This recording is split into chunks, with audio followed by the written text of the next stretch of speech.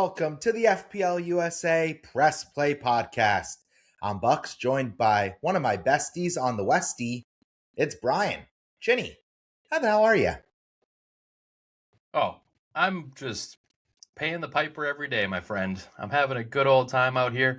We got Champions League football going on during lunch. We got NBA playoffs. And then, we sprinkle in a few lunchtime Manchester United games, maybe some Chelsea victories across the weekend. So, we're in better spirits. It was nice to have a Premier League weekend where Chelsea did not lose. That's true. They didn't ruin a weekend for the first time in over a month, which was a welcome blessing to me and my wife and our whole family's weekend experience. Even though it was raining the whole weekend here out in New York City, we still managed to finish it with smiles across our faces because, of course, there weren't tears brought on by my Chelsea Blues. Yeah. And now we're in the true run-in. Chip season's like almost over for most people in FPL, and just a few more matches, 4 more matches to determine the title. Yeah, but this is the kind of sharp end of the stick portion of the season. So if you are still looking to bring home the mini league title, if you are looking for your best ever rank, there's still time to tap in, to join and follow along with us and the hashtag FPL USA community. Just follow us on social. You can find Brian and I. Our handles are FPL USA followed by our name. So FPL USA Bucks and FPL USA Brian. And the show can be found across all social media on X, on Blue Sky, IG, and now and growing on YouTube as well. So we look forward to, embracing a little more chaos as we get to the brass tacks portion of the season. That's right, Bucks. And man, I can't believe we're in a position where Arsenal might have bottled the league. I can't believe it. I look at the remaining matches on the calendar. It's going to be dicey. Well, I was listening right before we came on, and Mikel Arteta actually had a press conference, and he was asking the same question, but about you. He was saying, I can't believe Brian, with his over 3 million rank, he's bottled another bounty. What happened in game week 34, Brian? Why are we not, celebrating at the high rollers section? Goodness gracious. I mean, you didn't have to throw me under the bus like that to start the game week here, the game week 35 preview, but we've gone completely rogue. We've gone off the boil. The favorite formation for me is the 5-4-1 is really what I'm going for. And I couldn't even pull off the 5-4-1 this past weekend because Cunha doesn't even appear. So let's toss up the old team on the screen and hit the slideshow button. Boom. Ooh. Look at that. Triple Sunderland defense comes in for how many points, Bucks? Tell me how they did on Friday to open the game week. A collective 0 points. You hate to see it. It's one of those situations where by the time the game week starts on a Friday, so we're in some mini leagues where some managers even got caught out despite our better attempts to warn them to set a team. Yep.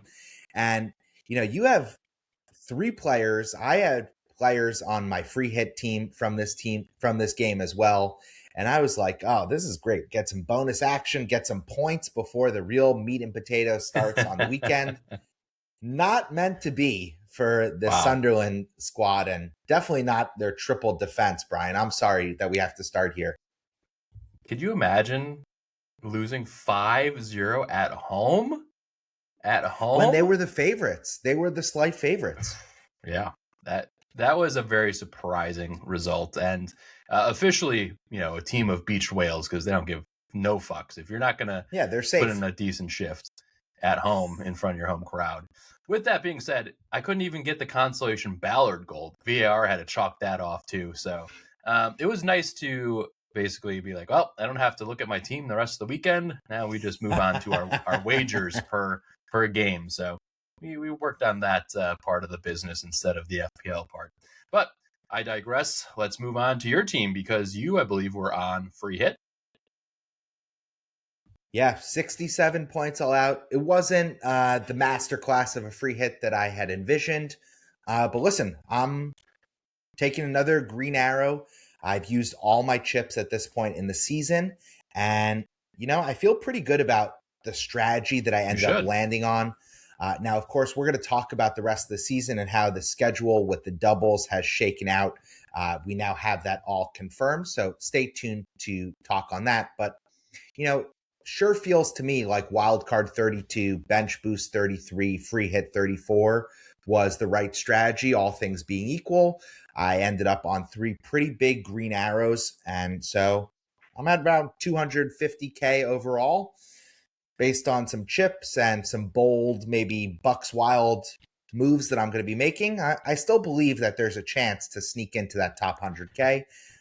But again, if you're not kind of playing for number one, you're kind of playing for just to have fun, right? So I think this is really the point in the season where you pick a mini league rival, maybe you make up a rivalry in your own mind just so you can stay engaged and really, you want to have something to fight for, a goal to set. So I have that person in mind. I'm not going to say it out loud, Black Wolf. But as long as I can best him, I'll feel pretty good about this season. Yeah, Bucks, I would say this is a very good free hit. You're just one kind of pick away from getting a 75 pointer. So I know one of the players we discussed last week was Morgan Gibbs White, and he Yeah. comes in with the goods once again. And I was telling you to possibly fade Tiago because he was going to be so highly owned by non-free hit teams that could have been a good opportunity. With that being said, that dude had like three big chances. So no, he should could have have had easily a 25 pointer. 12 I will. points. That man will not beat the allegations. I think that maybe the cartel sent him a Manila envelope full of bills because he missed four brilliant chances. He could have been up to 25 goals. Yep. But Morgan Gibbs White, though, was the player that I was hoping was going to sneak into your team instead of somebody like Wilson or Tiago. But 67 points, very respectable score, and almost as good as the highlighted manager of the game week, which is Alexei Efimov. How'd I do, Bucks? Yeah, Alexia is the name of the team. Congrats to Alexei. Uh, Absolutely masterful free hit draft. 80 points all out. Clean. Into the top 60K overall with a game week rank inside the top 25,000. I think that's really something to spotlight because, especially when the community and you see the template is so strong when we get to the end of the season and these chips and free hit, in a blank game week, there's less selection to choose from. Alexi Bravo absolutely put on the smart, spinny helicopter hat and nailed the free hit draft. Yeah, what can you say when you get 20 points in your midfield alongside Captain Bruno, get some differential hauls. It's a sight for sore eyes. I also want to shout out somebody who's in our free to enter FPL Press Play Palooza League, and that's Jack Sudar, who is a friend of ours. He is ranked 706th in the world. He is very much threatening my rank of last year, and he had a really tough free hit, 60 points on free hit, so left some points on the table, but crazily enough, he was 706 last week, didn't move a single spot on free hit. Just the literal gray arrow, 706 to 706. At least that's what's showing up in FPL Game Week. That's an achievement unlocked in itself. I was gonna say that's almost harder to do than to nail a free hit. Let's talk about Jack because I think it's worth mentioning our free to enter podcast mini league. We're in the cup portion of the season now, but Jack is currently trending to be our number one overall finisher. He's in first place right now. So if you are involved, make sure you're setting your lineup to beat your opponent in the cup. There will be a cash prize for that overall winner. And then for Jack and maybe finishers silver and bronze as well, we're going to have some kit prizes at the end of the season going out. So we're excited to get to game week 38 so that we can let you know who's getting the victory lap at the end of the season. Bucks, it sounds like we're gonna have to break into Black Wolf's OnlyFans bank account and I already warned him. I told him steal he's a got to couple start. shekels to pay for these winners here across the globe. Exactly. I told him he better book a busy May because we're going to need all that subscriber monies to help with That's right. shipping. All right, we have a deadline coming up on May 1st, Friday. Friday. Got some early football to kick off the weekend, and it's two of the promoted teams, Leeds versus Burnley. Yeah, and this is a proper FPL game week because it has bonus action on Friday and then again on Monday. You love Love to it. see it. Who needs Yep. to work on any of these days, right? And not to mention the last match of the game week is Everton and City, and where you'll probably have multiple City assets, maybe captain. So there's a lot riding on Monday midday. So, I have seen some teams around the community thinking about, maybe bench boosting in 35 because they want to they have the chip, they have a steady flow of players, and they want to focus their transfers moving forward on the double game week 36, which we did not talk about at the top, but that is officially announced as of this morning on April 28th, Tuesday, officially a double game week for both Palace and Manchester City. So lots on the table over the next couple of weeks to be Yeah, but had. Brian, go a little into detail. Go to the next slide and we could talk about why this is important. We now know double game week 36 is confirmed and is going to be happening. However, there's not going to be any other manipulation to the schedule beyond That's a wrap. Crystal Palace and Manchester City playing twice in game week 36. Now, why that's important is because Chelsea and Manchester City, who are both playing in the FA Cup final against each other, also have a match against Bournemouth that potentially was going to be rescheduled. So there was a possibility we're going to have two double game weeks and one blank game week. And Not the case. the schedulers kind of had pity on us. I think they had a little bit of mercy. It's been a challenging season to say the least. And so they said, let's keep it simple, stupid. And so just Man City and Crystal Palace will play twice in 36. Bournemouth will play one game a week for the rest of the season. And Man City will not have any of the shenanigans about messing or mixing up with the schedule going forward. That's right. Yeah. And if you have your triple captain chip left, Man City, two home fixtures versus mid-table teams. Man City. Brentford and Crystal Palace.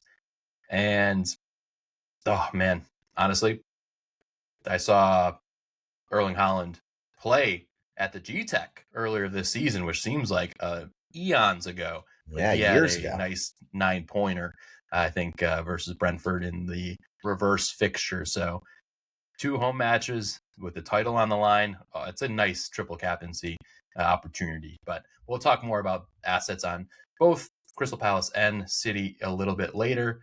I think we also want to just spotlight, again, there's only a few more transfers for the rest of the season. So who are some of those players that you want to prioritize outside of Man City and Palace, who have that double? You also have to consider Arsenal, who have this run-in of Fulham at home, West Ham away, Burnley at home, Crystal Palace away. So very much fixtures that they need to win. They need to get shutouts, and they need to probably score a few goals on top of it to cut into that goal differential with City. So, I mean, if you are one of those players who sold Gabriel, I mean, he's got to be almost at the top of the list to bring back in game week 35, right? Yeah, I think before we go forward with any other teams but Man City and Crystal Palace, I do want to just mention, for those who do still have chips, game week 36 is landing as such a blessing for those managers because, again, you're going to be able to play those power-ups with the extra fixtures. And I think most notably for managers who are going to be tripled up on Man City, like many, right? Both those teams, Brentford and Crystal Palace, there's a non-0% chance they will be fully on the beach. By the time that match rolls around, they will be out of European competition and Crystal Palace will be focused solely on their midweek requirements in the Europa League. So again, just something to earmark as, City might be going for the title against two kind of slightly weaker opponents. So something to be mindful of. Yeah, definitely good to know as we look at some of the other top teams to bring in. And I guess the relegation battle is still on because in this past week, there was a moment where I thought Spurs were going to be clawing back some points, but lo and behold, Callum the Truth Wilson scores in the 92nd minute off of a nice kind of backheaded pass from Bowen. He gets a couple of dimes, 10-pointer, and Callum the Truth Wilson puts in a goal to keep them in the what 18th spot, Yeah, 19th, no 17th spot. 17th spot. I Yeah, do yeah, want to just highlight, because you mentioned Bowen and we talked about Morgan Gibbs White earlier. I think this is the second straight season where both of them are really just hitting purple patches of excellent form at the end of the season. I know for a fact Bowen did last year, and I yeah. believe Morgan Gibbs White did as well. I think he finished on, I believe it was 12 goals and 12 assists, or 6 goals and 12 assists.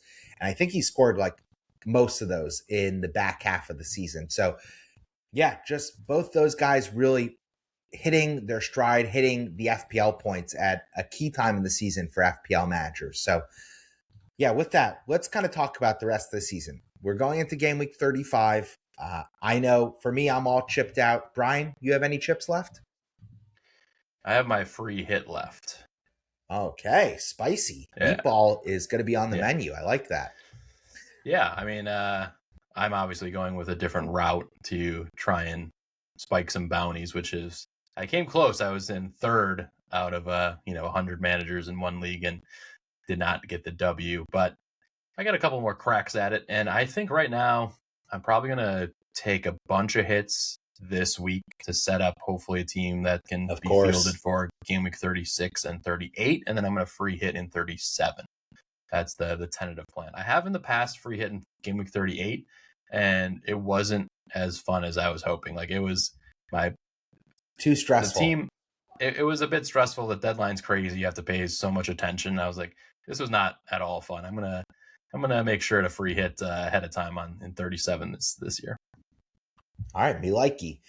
Let's bring in some wild card drafts, because I think that's really the chip that if you went the alternate strategy, right, and you didn't wild card in 32, now you're kind of stuck looking at only one team is doubling, and a lot of managers already have coverage on triple Man City. So let's bring up a kind of potential off the wall wild card draft, so to speak. You got that Oh, handy? I moved that to the end, Buck, so we can look at Oh, that all later. right. But we have a lot Never of mind. If you have we have like chips, psh, we have like 5 or 6 FPL community questions that I think I wanted to address first before previewing the wild card. So we will do that in due time. So right now, again, I just wanted to highlight like other than Arsenal, which mostly you're going for defensive assets. Are there any other differential picks or oh, I don't know form about picks? that.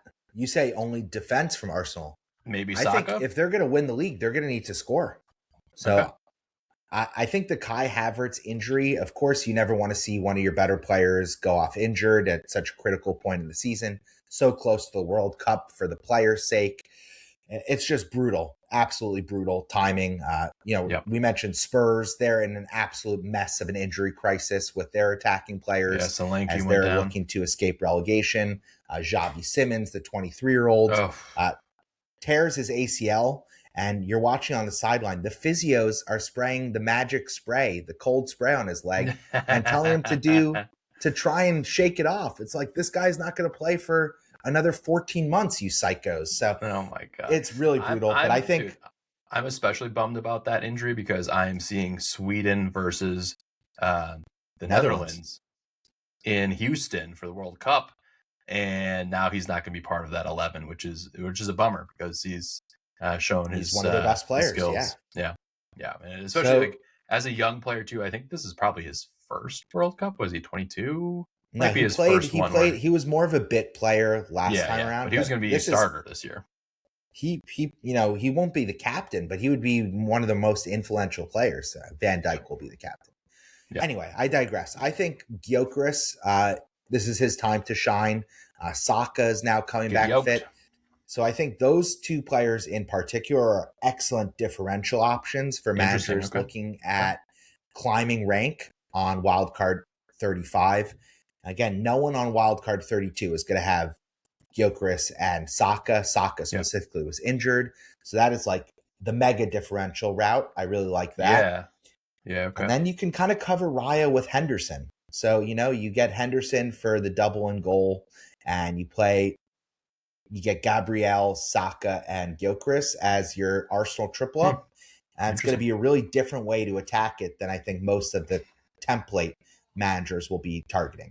You know what? It did feel really good to get Raya's only like 10-pointer of the season. Yeah. This week on free hit. Shove it. 2 or 6. A double-digit 10-pointer. Very rare from him. Okay, that's interesting. I like that. Looking at the remaining fixtures and, again, teams that have something to play for. We have a big match coming up this weekend with Liverpool facing Manchester United. That's interesting. Both teams are probably going to, go out to try and get the 3 points and solidify their Champions League spots.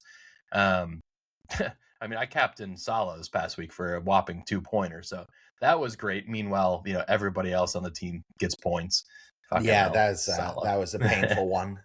I wonder if he's done now, right? I wonder if he even gets a cameo, gets to, start the match and get a applause, or comes on as a super sub in game week 38, because, we haven't really gotten updates on his injury status and what that looks like. But, I think really the brass tacks of it all is that the season has come down to only really about 7 or 8 teams really having something to play for right now. So, of course, Arsenal and Man City.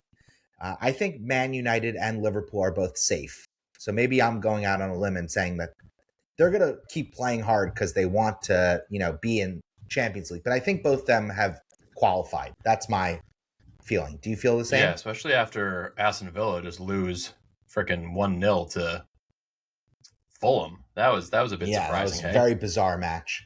And then, I look at it and I say, why not? If you're Everton and Brighton and Chelsea, right? You still aspire that you're going to close the season strong and push for a Champions League spot, because there is a real possibility that 6th place will get a Champions League auto qualifier. Really? Aston Villa, the favorites to win the Europa League. So there's still a lot to play for on the top of the table.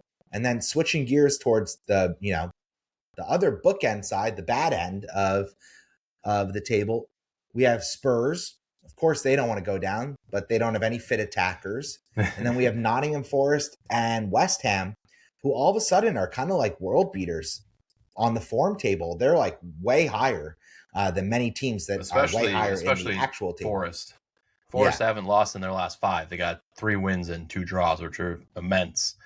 Immense. And this is the time to do it. The new manager is really putting the screws in. They look much better on defense. Morgan Gibbs-White is all of a sudden like one of the best attacking players in world football. He's the fourth highest scoring midfielder in the game now. Yeah, out of nowhere, right? He was like not even on the first page. Yeah. Yeah, kudos to anybody who kind of spiked these random players at the end of the season. I think that's like always like one of the best feelings, like in the last 8 game weeks. Like you took a chance on Gibbs-White and he just hauls absolute ass for you. I know like in seasons past, like I've had like Eze, for example, at the end of the season, he's really hit like a purple patch of form, and you're like, man, this is like really that kind of mid-price midfielder just bangs in purple patch and you're flying up the charts. So kudos to anybody who, went that way. And West Ham they're 2 points above. They got 36 points. Spurs have 34. And they're both of their run-ins are about the same, but I think Bowen is probably the best asset for FPL out of any of those picks. So I don't think there's any picks on Tottenham, unfortunately. Yeah, and I think the thing is with Spurs that, there's not any FPL picks. There's barely any in real life picks. So I think that's really the most concerning thing if you're a Spurs fan. Not only do they need the points the most because they are currently in that drop zone in 18th place. Man. Their fixtures are hard. I kind of look at it.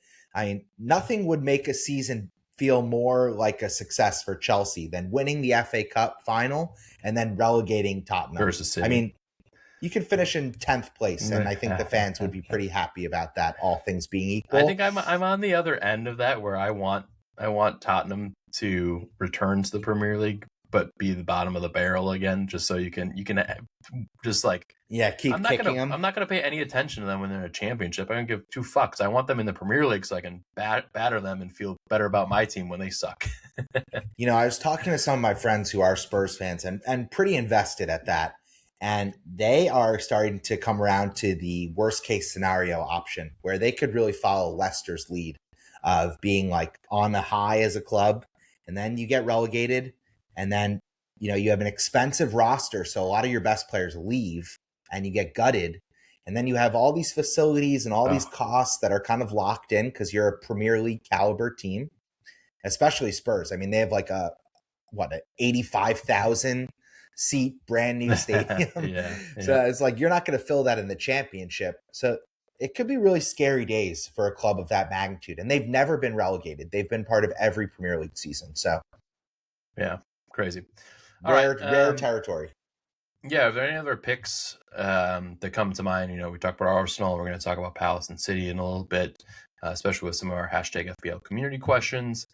Are there any other transfers in that you are thinking of outside of those three teams right now? No, it's kind of Arsenal, Crystal Palace, and those two are kind of front and center for me. Yep. Yeah, I would have to agree. You just play the next 2 game weeks, and then when we get into game week 37, 38, you're just looking at isolated 1 week punts or 2 week punts, and you just hope to get lucky with a high floor guy. So, all right, that recaps that section. Let's keep it moving here. Let's take a look. The painful part is for many wildcard 32ers like myself who went all in on the chip, right? I have 0 Arsenal coverage. And somehow, some way, I need to get multiple Arsenal players and multiple Crystal Palace players. And I don't have that many free transfers. So, it's kind of going to be, that's really going to be the big swing, I feel like, in the rest of the run-in is how do you look at that double game week 36? How important is that? And how do you play kind of your cards to go all in or not in 36? All right. Let's move to our hashtag FPL community questions in this section of the mailbag. Ooh. Mailbag. Say it with me. Mailbag. All right. We have a question from @MyCayman_fan. I think this is directed more at you, Bucks. What is your take on Chelsea's freezing cold assets? He's getting cold feet with João Pedro and Palmer. Yeah, I think João Pedro. Throw him in the bin. In the bin. You gotta sell them for Arsenal assets if funds and free transfers permit. I think if you're like me and you have the Chelsea attacking trio, which I think was very popular, Enzo, Palmer, and João Pedro. Unfortunately, he's my guy, but Cole Palmer needs to be the priority sell among that trio. If he's not fit, he's clearly going to be protected from himself and prioritized for the FA Cup final and for the World Cup, of course. So I can't see him really even playing 60 minutes in any of the remaining fixtures, let alone, being a guaranteed starter. So he's so expensive. He's an easy straight swap to Saka if that's the way you want to play it. Or you kind of break it up. You go, him down and then, maybe one of your forwards like Thiago up to Gyökeres or Isak and just kind of play it that way. Yeah, I really what's your point of view, Brian? The Palmer to Saka route seems pretty nice. I think you could play João Pedro, and if you don't have, if you have multiple assets and he's not the biggest problem in your team, because at least he's healthy and he looked pretty threatening in their match on the weekend. So maybe you just he looked fresh. Save him. Yeah, and one thing is, Palmer might not play 55 minutes, so you got to fucking send him to the moon. Yeah, I feel like he's a priority sell this week as much. Yeah. He could, pop up and play the whole 90 and score 4 goals. He has that in his locker, but I just feel like that is the wild and crazy outcome. Yeah, that's the insane play. Yeah. Okay, moving on. Nihal, aka at FPL Masala, wants to know for his wildcard 35 template. I think there's a few people on wildcard from our hashtag FPL USA community. He's thinking triple City with O'Reilly and attack, or just go all out attack. and some of the differentials for the rest of the season. So I've actually been giving this some thought as well, because I will be taking a bunch of hits to set up my All right. 36 What say team. you? So I love Nico O'Reilly just because he's got the attacking, threat that I feel like he's a can't miss. So I'm probably going to be, again, playing a 5-4-1. So I'm going to be probably on O'Reilly, Gahey, and then Cherokee. And then I will probably be captaining one of those players in the double. And skipping I think Holland. that it's a misnomer. But that's just because I'm also, going differential. Yeah, I know you're playing a very narrow and fully blinders on play style, and I respect it. But I think for most managers, if you're looking at it as kind of O'Reilly or just all out attack, you're kind of missing the tremendous value that Nico O'Reilly offers. Yeah, he's basically a out of position winger midfielder who's also 6'4" and scores goals.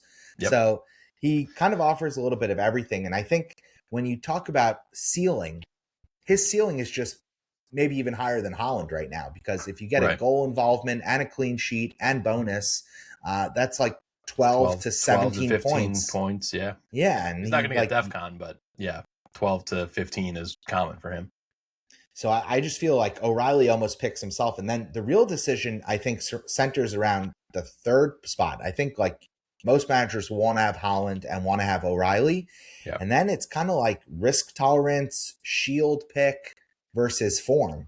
Because I think Gahey, will start both. And I feel like Semenyo right now is just massively out of form. And Cherokee is doing something magical every match. So I feel like the vibes are to go O'Reilly. He's like FIFA Street, man. Or what's that video game? Or he's like the and one mixtape of midfielders, right? That's a deep cut. Yeah, he's got a bag of tricks that is real deep. Yeah, so I really like. I think if I had my wild card and I was chasing, I would probably go O'Reilly, Cherokee, Holland. Fade the wingers. I would assume that's going to be the template. But you could go, obviously, if you think maybe Semenyo is going to come back into form, and then we've already seen Cherokee's purple patch. You pick one of those two midfielders, but that's probably the way to go. And honestly, one thing worth differentials mentioning for the rest of the season. I mean, last thing on City, Brian. I don't think they're going to do much tinkering. They have clear goals in mind. Yeah. The finish line is right there in front of them, and they have. We've seen this time and time again with Pep. He settles in to the 11 to maybe 12 players that he thinks he can trust for the last 5 game weeks, and he fucking trots them out there time after time. So unless there's an injury, he's going to be unchanged, and just knowing that this is the most focused core that he believes in.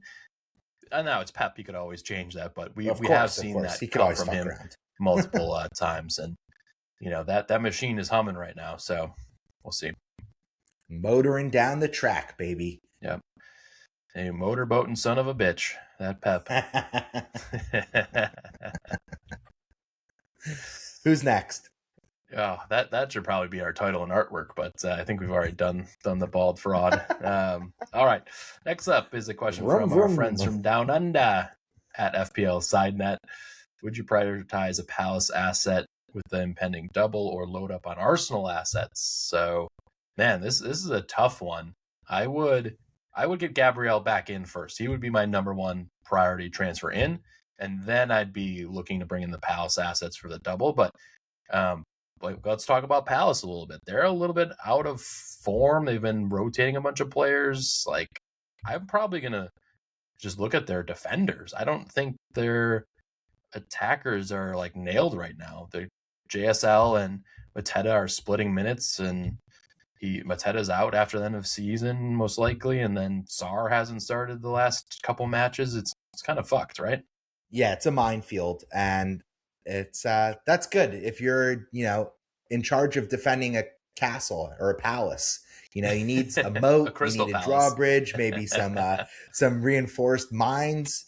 Whatever it takes to keep the enemy on the other side. But don't throw stones at my Crystal Palace. Yeah, exactly. Lest it break into shards of diamonds everywhere. I think the issue is I think Palace don't give a shit. I think their coach is checked out. Beached. They are. I'm almost sitting here being like, when I look at my transfers to make the rest of the season, do I even put one Palace player in? Now I know that's going to feel gross by the time double game week 36 comes around, because that Man City fixture is just them lining up to get absolutely battered. I feel like. Is it? I mean, they have a midweek match. I don't know. I just feel like what happened Palace... with this Burnley match where they concede in the first 10 minutes and then City didn't do shit the rest of the game. Like I don't know. I kind of view it as the DEFCON defenders for Palace versus City should get you 3 to 4 points. Yeah, that's fair. And then maybe you clean I feel like the other game. So Croy and Richards are the safe picks, but Munoz is really the exciting pick. And he could score or get an attack and return against anybody. It's just like you were mentioning, right? There are no nailed attackers for Crystal Palace. So I think Sarr for me would be kind of their highest upside attacker, or Mateta kind of near second if we knew he was starting both those games. Can't say that with confidence about either of those guys. So I'm in a low free transfer position. I think I'm just going to go for a certain thing. So I think probably Gabriel is number one, Munoz is number two, and I'm going to probably not get much further past those guys. That's the way I look at it from an upside perspective. I think LaCroix is due for a goal. Ooh, okay, I like that. Yep. You're French father. He's a very religious man, Mr. LaCroix. There you go. I will be on at least double defense for my game week 36 team. You're going to be on triple Man City defense and double Palace defense, something like that, right? Cherokee is fun. I gotta have Cherokee in there to root for him, but it's all things are pointing towards a Nico O'Reilly captain for me, so that'll be fun. I like that. All right, let's keep it moving here. Let's hit the next button. Oh, shout out to our friends down under. SideNet Podcast has been posting a lot of photos of him going on runs in his extensive football kit collection. That's right. More of that content, please. Love seeing the FPL community show off their passion to the next level, which is kind of having cool football-inspired merch and stuff all around your home. That's I'm looking forward to seeing lots of pictures of you this summer with all your various kits while you go to 18 World Cup matches. You're flush with tickets. Who needs to watch these kids when you could go watch football on the world stage in your home country, right? I mean, June is going to be chaotic. All right, next question is from Jeremy, aka FPL Barrister, wants to know again who's worth bringing in from Palace, given their European responsibilities and general beachiness. Yeah, I think maybe one or two Palace players is plenty. I don't think you should go for a triple up personally. Unless you're on free hit. Unless you're on wild card. Wild card or free hit for 36, which some people might go that route to bring in the 6 optimal double game week players. I think one or two, just like Bucks highlighted, is probably worth it. Next up, and I think FPL, our consensus, Brian, right? Our consensus is kind of focus on defense. Maybe Henderson and an outfield player, or unless we see Mateta or JSL get their leg chopped off in the next week and that nails one of them, that would actually be super helpful. But if that doesn't, don't wish that. I don't wish that, Brian. You could put that bad juju. I would like to finish top 100K. So let's keep the juju positive, trending upwards like this. Ooh, ooh, ooh. Yep. At FPL, Paz wants to know Gabriel in for Senesi. I mean, if you got the money for that straight swap, time to do it. Yes. No doubles for the likes of Bournemouth. It's time. It's time to bring Gabby back in. And then our last question is from official Premier League fantasy champion, Jamie Piggott, aka Football's Life. Who to get on a wild card? Very broad question, but a few differentials. Now is the time. I feel like because there's so much concentration, it's actually differential season with so much focus on the City and Arsenal and Palace assets that if you can pick a few diamonds in the rough, you're going to be going to the back corner gem store and sending those off in the black market. So Bucks, give me 3 differentials. Who do you like here? Well, I'm just going to mention that Jamie still has one fit Spurs attacker he could pick in his team. That's Matthias Tell. So, should you really be looking for that buried bit of diamond Oh, dust, painful. that could be somewhere deep in the coal mines of West Virginia for you, Jamie. But beyond Spurs, I think when you really look at spiking some hauls, you just look at the players that are doing it right now and have a chance to keep doing it because they're going to get minutes and opportunities. So I think Jared Bowen, he almost picks himself on wild card. Then you Hmm. look at, I mentioned Shirky and Semenyo. I really think Doku is the player when I watch those city matches. He's like jumping off the page. He is almost their most important creative player when it comes Very to feast or just, famine. yeah, he's a chance volume monster. I mean, the guy is just always terrorizing the other back and in the opponent box. He's just so shifty. He's like almost impossible to guard at this point in the season. So I really like him as kind of a mega differential. And then, I mentioned Munoz, but I feel like if you have the cojones and feel like Sar is going to start both games, for me, he's the Palace player that kind of I would take a hit to get in. If I knew he was playing both of those matches in the double game week, he's a good counter attack player. So he has upside versus City. He can score from multiple different avenues. He would be my kind of, break in case of emergency Palace attacker to bring in. Okay.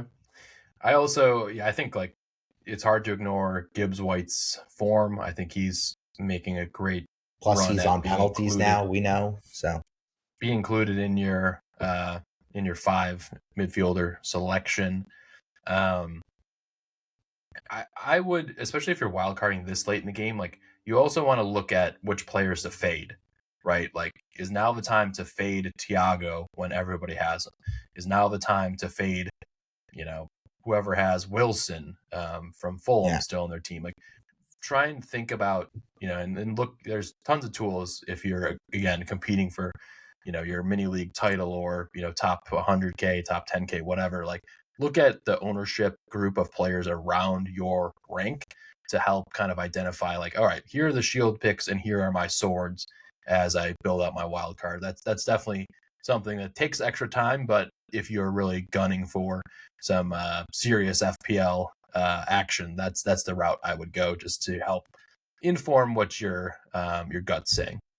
Yeah, and Brian, I just want to actually, I think you brought up an excellent point when you're talking about fading teams because now that we know that Bournemouth is not going to double, I feel like it's a perfect time if you aren't burdened by bad Chelsea players, if you aren't burdened A lot by, of people right? are. Yeah, I feel like the Bournemouth triple up, which many managers are on, like me, all of a sudden becomes kind of that's where I am looking to make chops from.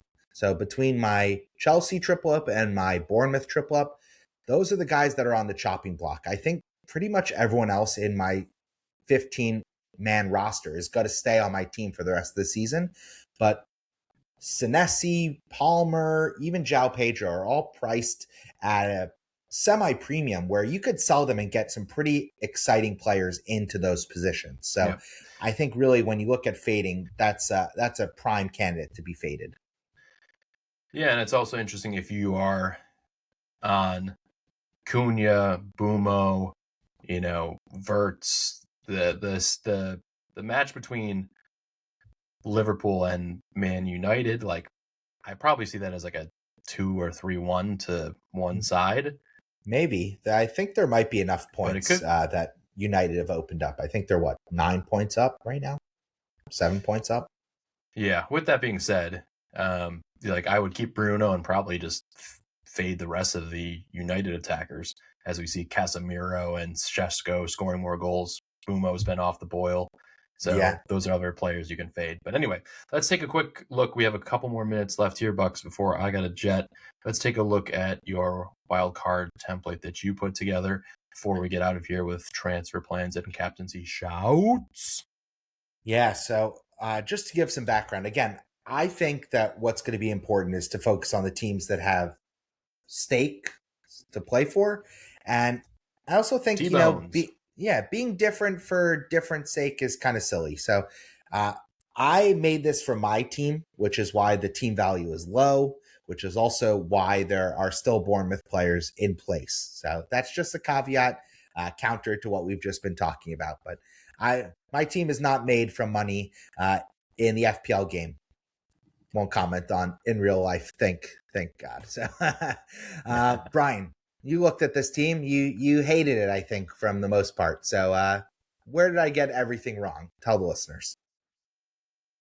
No, I don't hate it. I mean, you just talked about fading Bournemouth. You got Tavernier in there. I don't think He's boring. Sarr is Blech. nailed.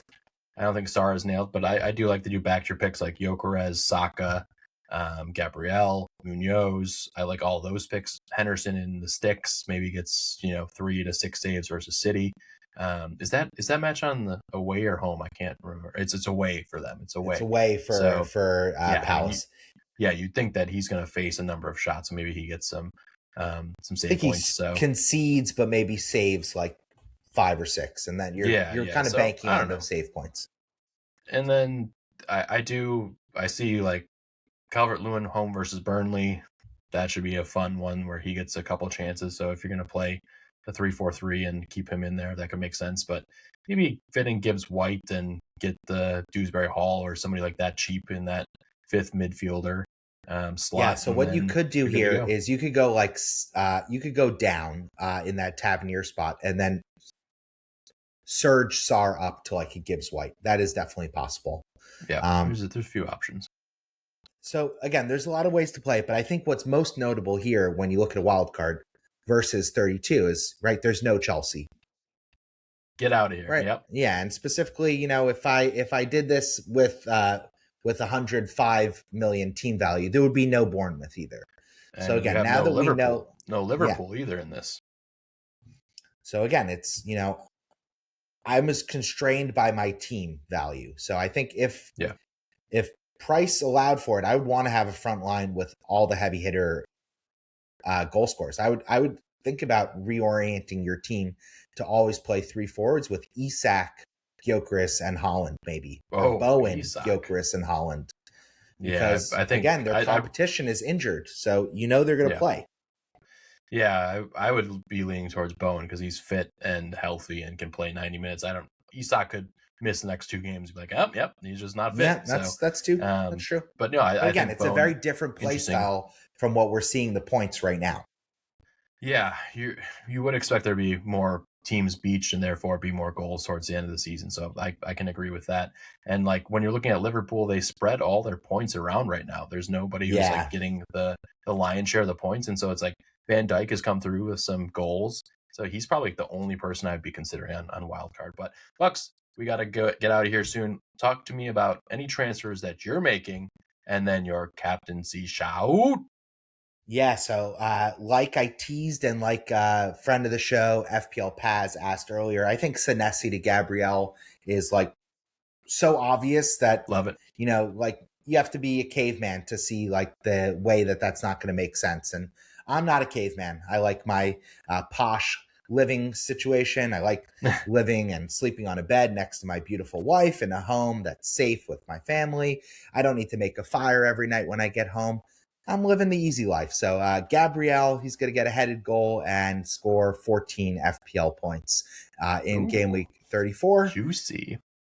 Excuse me, in game week 35. And, that's enough points for me to get excited about that move. And for captaincy, oh man, it's for me, it's between Bruno and Haaland. And at that point, it should just be Bruno because the guy's scoring a double-digit haul every single time he plays at home. So I think, again, I'm just going to default to Bruno. He's my player of the season, despite all the goals Haaland has scored. I think Bruno is going to set the all-time Premier League assist record this weekend. I don't think we're going to have to wait much longer. Yeah. He's on what, 19? I think he's on 20. 20, he needs 21. Oh, I thought he was on 19 and he needs one more to tie De Bruyne. Let's triple check it in real time. Yeah, he's tied with... all good. Yeah. Anyway, if he needs one, he's going to get one. If he needs 2, he's going to get 2. He's going to get one, yeah. He's got 4 chances to get 2 assists, and I feel like, that'll happen. I'm backing him. I think That is Cool. that's an easy way to make money without AI. You just kind of bet Bruno to score or assist in each of these remaining 4 fixtures. All right. How about you? Yeah, What's your man. plan? You going to take all the hits? Yeah, I'll take a -36 to a -50, goodness. whatever it is. I mean, it doesn't matter. I'm just setting up my team for. I need to set up my team for game week 36 and for 38 though. So I need to practice a little bit of Okay. FPL brain power and get that out there. I think I'm going to look at it not tonight. I want to see Arsenal play in the Champions League tomorrow, which will be Wednesday, which is when the show is going to be on your feed live to listen on YouTube or on your favorite podcast provider. That's right. If Saka starts and gets an early rest, or if he comes off without it, I might take a -4. I might even take a -8 and get Gyökeres in. I'm really feeling like it's time to really go for it at the end of the season. And I've been playing reasonably conservative, but it would be nice to have a triple Arsenal and triple Man City and just be kind of fully invested in the title race. So yeah, I think that's a cool little way that I might try and play it. Nice. Yeah, my current team, I have triple Arsenal defense, so I'll probably captain Gabriel and make it quad defense. I like it. All right. Perfect. Well, thank you very much for tuning in to the FPL USA Press Play podcast. We appreciate you all sticking with us for this hour. We can't wait to see how the end of the season treats all of us. Hopefully better you than I. And Bucks, I'm hoping you can still get in the top 100K. You need to get a few differential captaincies nailed, and I think you can do it. Yeah, for pride's sake, I need to save our bacon this season, and at least if I beat Dan, then I'll feel like I accomplished something. If not, it's back to the gutter for me, and prep for an off season of lining up for next season, right? Oh yeah, this offseason is great because we have the World Cup and then a new FPL season. I don't even know when the next Premier League season starts. It's gonna be pushed back by a month. I have no idea how this works, but it's gonna be a footy overload, and we'll be there. I can't wait. Yep. All right. Thanks, Brian. Nice talking to you as always. Much love, buddy. Bye.